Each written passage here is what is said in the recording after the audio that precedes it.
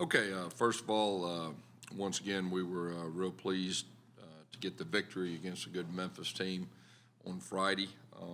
We gave the guys off on Saturday. Our staff came in. We did a little extra work on Temple, a little extra work recruiting. Came back last night, had a good practice. Playing a Temple team on the road right now, where I think we're 0-3 on the road, we got to solve that one. They play very well at home. So that'll be a big factor. Offensively, you look at them, they take care of the ball. I mean, I think they're the best in our league at protecting the football. Defensively, they'll play some odd front, some even front. I think they're one of the best in the country in pass defense.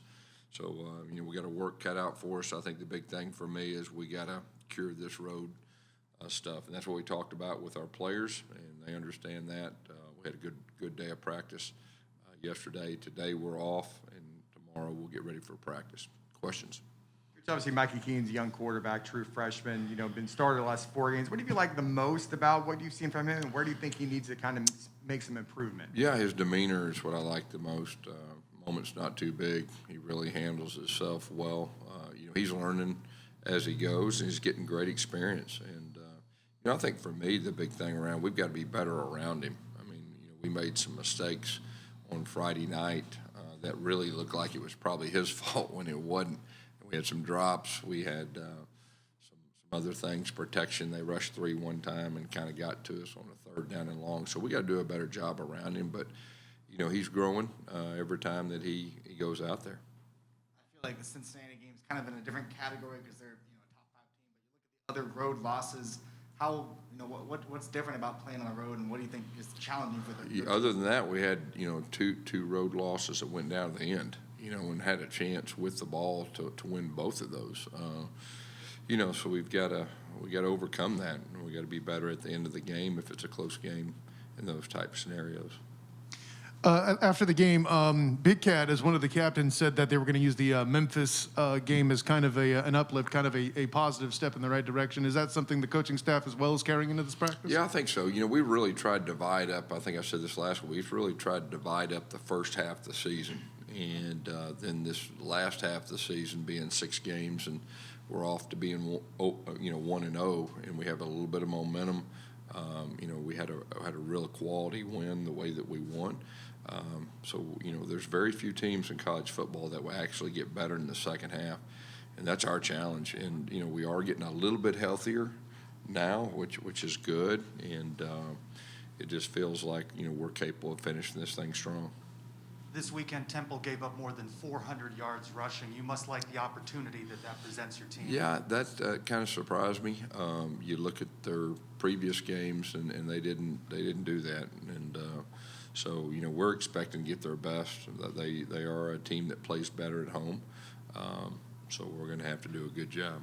Coach, you mentioned you're getting a little bit healthier. So Jalen Robinson, is he any closer to coming back? And Dylan Gabriel, I know it won't be right away, but is there a timeline on maybe when he could come back? Yeah, Flash will practice tomorrow. He did last Tuesday too, and he just wasn't quite ready. So we're hoping that this week he has a chance. Like I said, that probably practice Tuesday and Wednesday, and we'll make a decision on how he's doing. Obviously, Dylan's not going to play this week, but each day, he's doing a little bit more.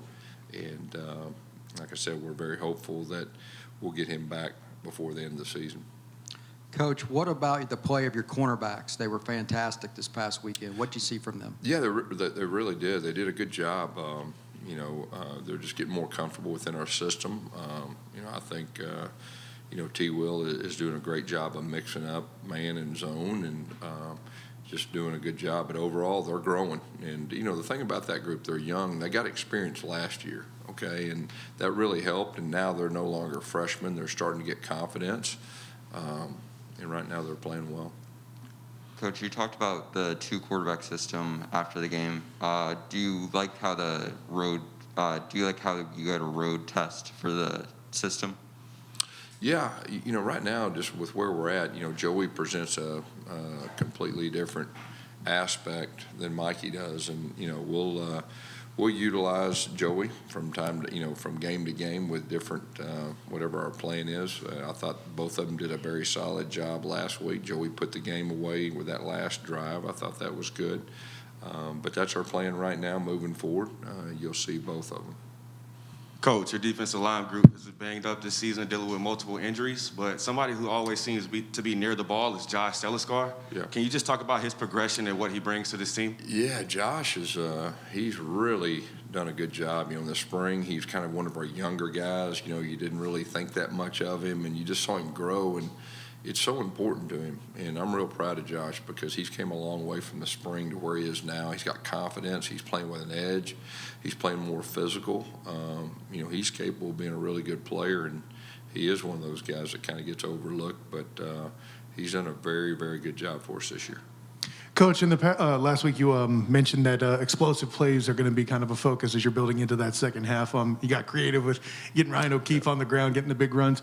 Going into this practice, what can you share about what you're doing to kind of make those explosive plays happen this week? Yeah, I mean, that's really the key to us. When we have explosive plays, we score touchdowns. And, each week we're just trying to, figure out ways to get more and more explosive. We've got to push the ball downfield a little bit more than we've done it. And, that's really key to our success. We've done a good job of scoring touchdowns in the red zone. I know we kicked a field goal last week, and then, of course, we kicked a field goal right before the half on that one. But for the most part, we've scored touchdowns when we've been down there. Gus, Memphis muffed a punt. Alex Ward, the long snapper, jumped on it. How exciting was that for him? And special teams, continuing to get better, I guess. Yeah, our special teams, we're starting to settle in on our personnel, I think. And, we played, all around one of our best games in special teams, and that was very encouraging. We protected the kicker. We caught punts better. Johnny had a pretty good kickoff return, and that was a huge play in the game you just brought up, that Alex was down there. We had a lot of guys around him, and he chose to pick up the ball and kind of fumbled it, and then we scored right after that, and that was a big factor in the game. Coach, I know you said on Saturday you spent some time recruiting. I know there was some big recruiting news over the weekend. I know you can't refer to specific names, but just generally, how is recruiting going as you continue to build things for the future? Yeah, recruiting is going really, really good, and it's really even through the ups and downs this season. Recruits know that they know what's going to happen here in the future, and they know that it's going to be a lot of fun. And so, great response. We're going to keep the momentum going. I feel very confident. As far as this class goes. How does Isaiah Bowser change the way you run your offense? Well, I mean, he's a downhill threat, and, he's a physical presence, too, in the defense. He's hard to tackle. He protects the football. He opens things up for other people, too. So when he's, out there, our dynamics of our offense completely changes. Gus, I noticed Quadri Jones was warming up with the wide receivers against Memphis. Has he made a position change? Yeah, we're playing him as some wide receiver, trying to get some depth there. We've had those injuries, Deontay Marks and a couple other guys, and so he's playing some receiver, and he's been doing that for about 3 weeks, and he's really caught on well. Obviously, he's a quarterback; he understands things, and he's making that transition, pretty easy. Coach, you guys had issues dealing with penalties on Friday. How do you plan? I think it was over 100 yards. How do you plan on correcting this moving forward? Yeah, that was pretty uncharacteristic, overall. And really it was more of a discipline issue in some of them. The celebration, 15. We had a blatant block in the back after interception. We had the ball on the 30-yard line, then we get it on our 30-yard line, and then we had a couple, defensive holdings as far as our secondary. We had one corner that pushed the guy out, twice. But those are all correctable. We made it crystal clear on the expectations. And, if it's a close game, penalties like that can make a difference in a game. So we've been very transparent and upfront with our guys on our expectations. I really expect that to be, solved, and next time we'll do a better job in that situation. They were very excited. They were very exciting plays that those happened on, and it's easy to get caught up, but, we got to control our composure a little bit better. Coach, you mentioned Temple having one of the better pass defenses in the country. Is it important for you to be able to lean on a guy like Isaiah to kind of help Mikey out and whatnot? Yeah, there's no doubt. When Isaiah's there, it helps Mikey more of a common effect, and just he knows exactly what to do. You don't have to tell him where to line up and all that. Some young running backs, you've got to make sure everything's right. So that definitely helps, you know, and with a guy like him, it opens up your passing game too.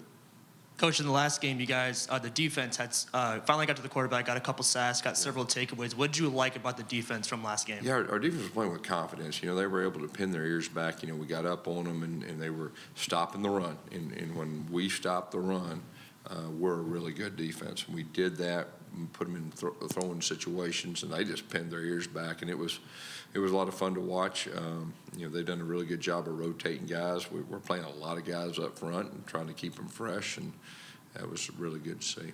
Was this maybe Big Cat's best game here at UCF? I think I know he had the 2 sacks, but he had like 11 pressures. Yeah, Big Cat played really well. It was really good to see, and I think he has a game that he can build upon. And, you know, he's been really close. You know, he missed a couple sacks he'd like to have back, you know, early on, but there's nothing like, from a defensive line standpoint, actually getting there and finishing it, and then just gives you confidence for the rest of the season. Thanks, guys. All right. Thank you.